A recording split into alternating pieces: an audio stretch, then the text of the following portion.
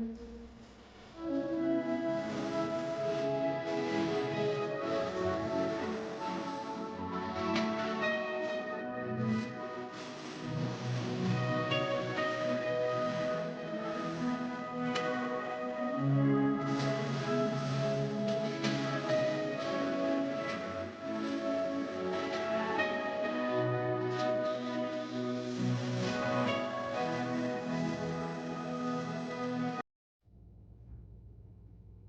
guys, nag-aayos po ako ng aking mga gamit kasi ibinta ko na ng ukay-ukay.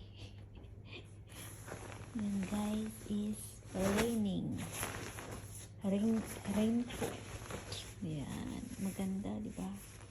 So kailangan ko na ipadala sa Pilipinas. Yan, ito yung aking mga bagahe dito. So guys, yan.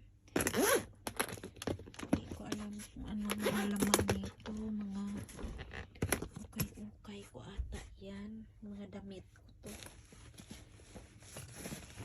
Kailangan ko nang ipadala sa Pinas para mabawasan.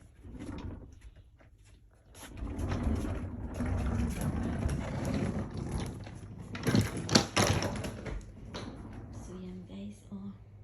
Ay my god. Ang pangit pala ito.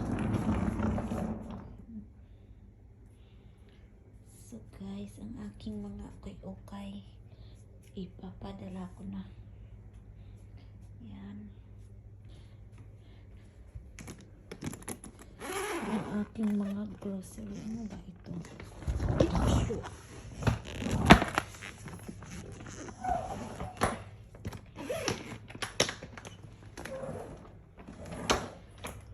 Kailangan na ipadala sa Pilipinas ang ating mga ukay-ukay, mga lumang damit ko guys. Ipapadala ko na sa Pilipinas. Yan na.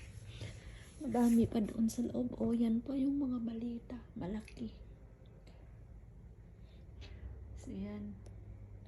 Ang aking kwarto. Yan. Puro basura. Kung ano din kalaki yung kwarto, ganun din kadami yung basura. Yan, may mga rice cooker tayo dyan. So ganito tayo. Yan, buhay OFW.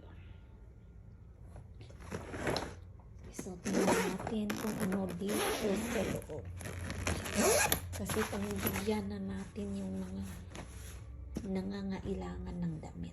So guys, hanggang dito muna tayo. Thank you for watching my ukay-ukay sa aking kwarto.